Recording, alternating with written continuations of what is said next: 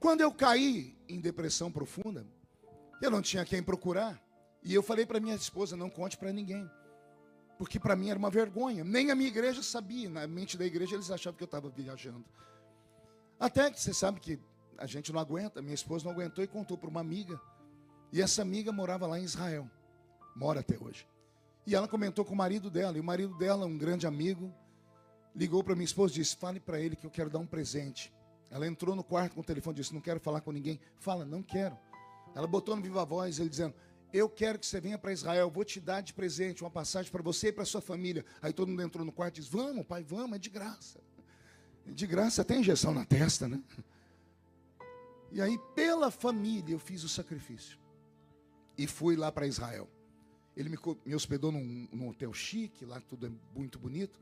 Só que eu não tinha vida. Meus olhos não brilhavam mais. A comida não tinha sabor. As cores não tinham beleza. O perfume não tinha cheiro. Isso é o resultado de quem está com depressão. Tudo perde o sentido. Elas insistiam para eu sair do quarto, diziam, não vou sair, podem vocês, para mim está bom, aqui dentro está bom, já estou em Jerusalém, está muito bom, aqui é a Terra Santa, quem sabe acontece um milagre. No segundo dia que eu estou lá, bateram a porta do quarto, 2 da tarde, a família tinha saído. Eu não queria abrir, mas a pessoa insistiu de um tanto. Eu tinha colocado aquele papel lá fora, não incomode. Eu falei, essa camareira é chata. Insistiu tanto que eu fui abrir a porta. Quando eu abri a porta, não era camareira, era um rabino messiânico. Um rabino que falava português. E ele era muito fofinho. Ele tinha uma barba, mas desse tamanho assim, branca, e ele ficava fazendo assim. Eu tive vontade de agarrar a barba dele umas 3 vezes. Ele era gordinho, um óculos assim, fundinho de garrafa. Ele usando aquela roupa toda preta, com aquele negocinho amarrado aqui do lado. Ele parecia o Papai Noel. É sério. Eu abri a porta e disse, pois não, disse, o senhor é Marco Feliciano? Disse, sim. Ele disse, eu fui contratado para vir aqui dar para o senhor uma brahá. Eu disse, brá o quê? Ele disse, uma brahá. Eu disse, o que é brahá? Uma oração. Eu falei, sério, sério, quem mandou? Ele pegou o nome, e quando ele era o meu amigo. Esse meu amigo é judeu. E ele falou, ele me contratou. Eu falei, contratou como? Ele me pagou $100 para eu vir aqui te abençoar. E eu preciso entrar, senão tenho que devolver o dinheiro para ele. Eu falei, tem certeza? Não dá para o senhor abençoar? Não, eu tenho que entrar. Aí foi uma loucura. Pergunte por quê. Quando eu abri a porta, eu não tinha olhado do lado esquerdo nem do lado direito, Wesley. Eu só vi o homem. Quando ele foi entrar, ele pegou a mão que estava aqui atrás da parede e a outra do lado de cá. E ele entrou com uma lata de óleo de 5 litros. De óleo de azeite. 5 litros. E do outro um saco cheio de cordinha vermelha. Eu falei, Jesus, isso é macumba. O que ele vai fazer com esse óleo? Eu falei, o que é isso? Ele, vou ungir. Eu falei, 5 litros? E tem que deixar tudo aqui. Eu falei, meu Deus, vai acabar com a minha vida. A gente unge com uma gotinha de óleo na testa. Ele levou 5 litros de óleo. Ele falou, você me dá licença? Eu falei, fica à vontade. Ele ungiu tudo que você possa imaginar, peça por peça de roupa, minha Bíblia. Ele abriu minha bolsa, tudo que era objeto meu, da família, ele foi ungindo tudo. Ele ungiu a parede, ele gastou quase os 5 litros de óleo. Ele ungiu minha mão, minha perna, passou o óleo na testa, na nuca. Eu falei, meu Deus do céu, eu estou recebendo um passe aqui. Eu sou pastor, meu Deus. Depois, não basta o que eu estou passando. Aí ele pegou aquelas cordinhas vermelhas, amarrou uma aqui, outra aqui, amarrou no meu dedo. Eu falei, o que é isso? São alianças que eu estou fazendo e oração em judaico, na língua judaica. Quando ele terminou, eu disse, e aí, como é que você se sente? Eu falei, tô do mesmo jeito. Ele abaixou a cabeça, coçou. Bom, eu vou ter que fazer outras coisas. Eu falei, ai meu Deus, o que esse homem vai fazer? E eu querendo que ele ia embora. Ele fez mais umas coisas que eu não vou falar para vocês, senão vocês vão ficar escandalizados, vão até deixar de ser crente desse jeito. Ele fez umas coisas do judaísmo para mim. E terminou, ele disse, e agora, como você está se sentindo? Eu disse, do mesmo jeito. Ele coçou a cabeça, olhou, então eu vou ter que apelar. Eu disse, vai apelar como? O senhor precisa sair daqui do quarto comigo. Foi ir para onde? O senhor tem que entrar no meu carro, vou te levar para uma viagem, eu te devolvo. Mas o senhor tem que ir comigo. Eu digo, não vou sair daqui. Ele disse, eu tenho 2 filhos para criar e eu preciso dos $100 que me deram. Senão eu vou ter que devolver os $100. E eu preciso pagar a comida dos meus filhos hoje. Por pena dele, eu saí com ele. Entrei dentro do carro, um carro velho.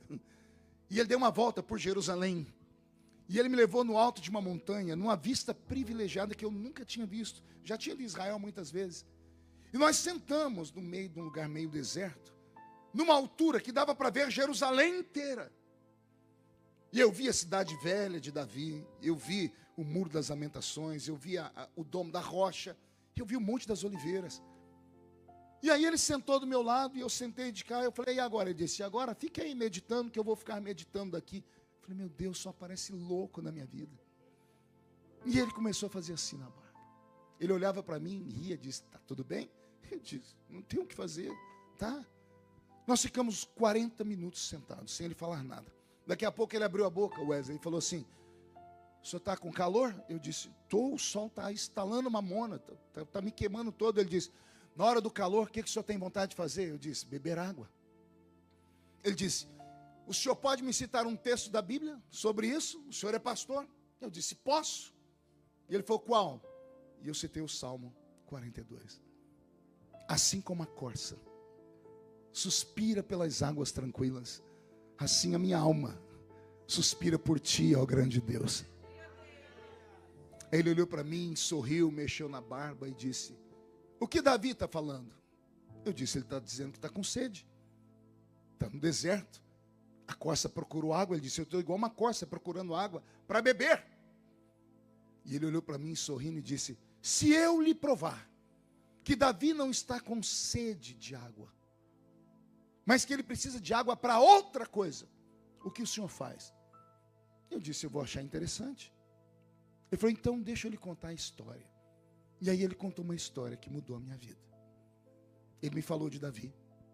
Só que ele falou de um Davi que eu não conhecia na Bíblia. Ele falou do Davi da história dos hebreus. De um Davi que sofria dentro de casa. De um Davi que tinha problema com a família. De um Davi desprezado pelo pai. Porque no dia em que Samuel foi ungir um dos filhos de Jessé como rei de Israel, o único que não estava em casa era Davi. E era o mais novo. E ele não estava em casa por quê? Porque ele era todo diferente. Diferente na altura, diferente no cabelo, diferente na cor dos olhos. Era um rapaz de gentil aspecto. Havia uma série de coisas que faziam Davi se sentir um peixe fora d'água dentro de casa. E ele me disse, o sonho de Davi era ser aceito pelo pai. Problema de paternidade. Ele disse, para Davi ser aceito pelo pai, ele colocou uma coisa no coração dele. Preciso surpreender o meu pai. E de que forma que o menino judeu surpreendia um pai? Caçando. Levando para o pai uma iguaria. Uma caça exótica. Mas como é que ele pode surpreender o pai que é fazendeiro? Jessé, o belemita, era fazendeiro. E ele tinha todos os animais. Ele tinha vaca, tinha boi, tinha cabrito, tinha ovelha. Ele tinha todos os animais. Como é que você surpreende o seu pai se ele tem todas as carnes? Aí ele me disse, Davi foi em busca de uma carne exótica. Ele saiu em busca de uma corça. Ou um cervo. Que é um quadrúpede. É um animal forte, a carne é tenra, é boa, só que é muito difícil de ser pega. Porque a corça tem uma agilidade, uma força nas suas pernas, que ninguém consegue correr atrás dela. Porque ela é muito violenta. Mas Davi quer surpreender o pai. E ele disse, Davi foi para o alto das montanhas procurar uma corça. E como Davi era um exímio caçador, caminhando pelo meio da montanha, ele viu pegadas, rastros. E ele conhecia o ambiente pelo chão. E ele via onde a corça tinha pisado, onde o cervo tinha escorado. E ele foi seguindo, até que ao longe ele avista a corça. E quando ele avista a corça, ao invés de avançar para cima dela, ele deita no meio do chão e procura ir se aproximando dela sem que ela perceba que ele ali está. Ele precisa esperar o vento passar, para que o vento não leve o cheiro dele. Ele precisa não fazer barulho, ele tem que se aproximar o mais rápido possível e se aproximar a uma distância que a flecha dele atinja a corça. Porque se a corça perceber, ela dará um pinote e correrá numa distância que ele não vai alcançá-la. O rabino disse que enquanto Davi está fazendo isso, aparece um concorrente dele no meio da montanha, um leão. Não era um leão selvagem da selva, era um leão da montanha. O leão da montanha tem uma resistência incrível. Ele tem força, ele é mais forte do que a corça, ele é mais forte do que o cervo. Só que o cervo, a corça, é mais rápida do que o leão. Ele é mais ágil do que o leão. Só que o leão tem mais resistência do que a corça. E Davi sabe que não dá para brigar com o leão.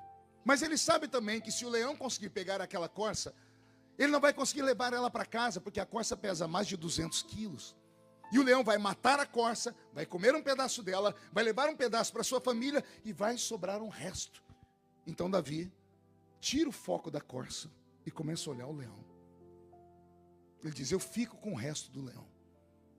E o leão, quando percebe a corça, também não pode correr, porque se ele correr, a corça vai perceber, e ela é mais ágil do que ele. Então o leão vai indo pelas beiradas, pelas brumas, até que em certo momento é impossível não ser notado. E a corça, quando percebe o leão, ela sai correndo. E quando ela sai correndo, o leão corre atrás da corça, e Davi corre atrás do leão. E Davi sabe que chega um momento que ele não vai mais ver nem leão nem corça, mas as pegadas no chão vão levar ele até ela.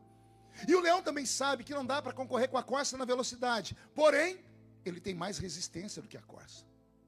E a corça, por ser um animal que conhece o predador, sabe que ela está perdida. Pergunte por quê? Porque o leão tem um dom. Ele tem um olfato. Que quando ele sente o cheiro da corça, a corça pode ir para onde ela for. Ela pode sumir de vista. O leão vai procurar ela como se tivesse ficado um rastro invisível. E por que ela transpira? Medo. A corça libera o cheiro do medo. Você sabia que alguns animais conseguem isso? Alguns animais sentem o cheiro do medo.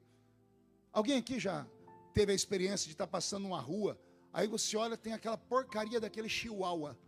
Ele é do tamanho da sua mão, parece um rato. Aí você olha para ele, daqui a pouco ele começa a latir. Ele quer, você fala: meu Deus, olha o tamanho da criatura. E o pior, a gente sai de perto, porque aquele bichinho, quando morde, machuca. Por que é que esse chihuahua late pensando que é um pitbull? Porque ele sentiu o cheiro do medo. Cavalo sente o cheiro do medo. Sabia disso? Alguém aqui já foi da roça? É sério? Eu estou aqui em Londres e tem gente que morou na roça. Você já sentou no cavalo? Eu lembro que uma vez meu avô me colocou em cima de um cavalo. Aquilo não era um cavalo. Aquilo era um pangaré. Alguém lembra do desenho do Pica-Pau? Lembra do pé de pano? Era igualzinho aquilo. Só tinha barriga, o infeliz. Ele andava até encurvado de tanta barriga. Meu avô me colocou em cima daquela porcaria. E eu sentei, meu avô falou: cuidado, falou, pode deixar, avô, eu sou peão de boiadeiro. Oh, meu Deus. Esse cavalo começou a perceber que eu fiquei com medo. Ele se sentiu um manga larga. Um cavalo de raça. Ele saiu correndo e me jogou em cima de um pé de café. Eu me arrebentei todo. Lá veio meu avô e disse: ê, menino medroso. Eu falei: não é medo não, avô. Ele falou: até o cavalo sabe que você tem medo. Os antigos sabiam que cavalo sentia cheiro do medo. Como é que alguns animais têm isso? Todas as vezes que você fica tenso, todas as vezes que você fica ansioso, você transpira. Não só transpira, você libera uma enzima que cachorro e cavalo sentem o cheiro. A corça liberou uma enzima que o leão sentiu o cheiro. Eu chamo de cheiro do medo. A corça fugiu porque ela corria mais do que o leão. E o leão continuou no trote dele. Porque ele não precisa ver a corça. Na medida que ela corre, ela transpira e fica um rastro invisível que ninguém vê. Mas o leão sente. O rabino contou que essa história terminou na beira de um riacho. Porque quando o leão correu atrás da corça, ele se deparou com um ribeiro de águas. E ficou parado. E quando Davi se aproximou de longe, ele viu o leão fazendo assim. Buscando o cheiro da corça. E ele não sentia mais nada. A corça sumiu. E o cheiro do medo também. E Davi ficou observando para ver o que o leão ia fazer. O leão agora tem que usar o instinto. Escolher esquerda ou direita. Porque ele não sente mais o cheiro da corça. E o leão saiu. O rabino diz que a tradição deles fala que Davi se aproximou do ribeiro, porque ele estava cansado de correr atrás do leão. E quando ele começou a beber água, ele viu uma moita à direita de capim. E ele viu a moita se balançar. Quando ele observou, quem é que levanta de trás da moita? A corça. Ela se levanta, mas ela está brilhando. Porque ela estava toda molhada. Ela se levanta e se sacode, joga água para todos os lados. Davi, ao invés de matar a corça, eternizou ela num salmo. Ele entendeu o que a corça fez. A corça não fugiu do leão. A corça procurou um lugar para se esconder. E ela não se escondeu atrás da moita só. Porque se ela tivesse corrido e ficado atrás da moita, o cheiro do medo levaria o leão até a moita. A corça saiu buscando águas. Não é porque ela queria beber água. Quando ela viu o ribeiro, ela entrou dentro do ribeiro. Ela mergulhou nas águas. Ela se afundou nas águas. Quando a água passou por cima dela, a corrente levou embora. A correnteza das águas levou embora o suor. Aleluia. A correnteza, Wesley, levou embora as enzimas. A correnteza levou embora o medo. O cheiro do medo. E aí Davi entendeu que tem vezes na vida que não dá para correr. Só tem um jeito de enfrentar o inimigo. É mergulhar nas águas. Aleluia. Eu sinto Jesus aqui. Quando eu vejo Davi, na minha imaginação, observando aquela corça que mergulhou nas águas, e ao invés de matá-la, ele eterniza ela. Ele está dizendo assim: Deus, a minha vida é igual a dessa corça. Todos os dias tem um inimigo. Todos os dias tem alguém tentando roubar a minha bênção. Todos os dias tem alguém me julgando. Não bastasse as crises que eu passo. E tem dias que o inimigo é pesado, não dá para encarar ele.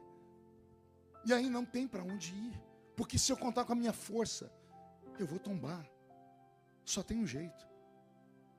É procurar águas tranquilas e mergulhar nas águas. A corça não estava com sede de águas. Ela queria que o medo dela desaparecesse. Quando o Rabino me contou essa história, eu tive uma crise de choro. E ele chegou perto de mim, ele não falou mais nada, ele só me deu um abraço. Ele passou meia hora abraçado comigo e eu chorei, mas chorei copiosamente. E eu comecei a balbuciar palavras falando: Senhor, prepare um ribeiro para mim. Eu preciso mergulhar, não dou conta mais de correr. Não dou conta mais de me esconder onde eu estou me escondendo, porque todo lugar que eu vou, o diabo me encontra. Todo lugar que eu vou, a luta vem atrás de mim. Senhor, me prepara um ribeiro de águas. E o Senhor disse para mim: filho, eu vou preparar, mas você vai ter que mergulhar. Como assim, Senhor? Você vai ter que se esconder em mim. E eu falei: mas o que vão dizer as pessoas? Ele disse: ignore as pessoas. Porque se alguém te chamar de covarde, essas pessoas não te visitam. Essas pessoas não podem te ajudar. Só eu posso te ajudar. Agora você tem que parar de pensar nos outros e pense na sua vida. É hora de você se salvar. É hora de você cuidar das suas feridas. É hora de você entender que tem hora na vida que não dá para ajudar todo mundo. Aí eu me lembrei dos meus velhos pais dizendo: eu prefiro ser um herói morto do que um covarde vivo. E o Espírito Santo falando para mim: isso aí é frase de efeito de filme de faroeste. É melhor ser um covarde vivo do que um herói morto. Porque você não é sozinho. A sua queda implica na queda da sua família inteira. Uma desgraça na sua vida implica na desgraça de todos aqueles que acreditam em você. Então não dá para ser herói toda hora. Tem horas que Deus tem que pintar a gente com uma tinta invisível e nos tornar invisível aos olhos do diabo.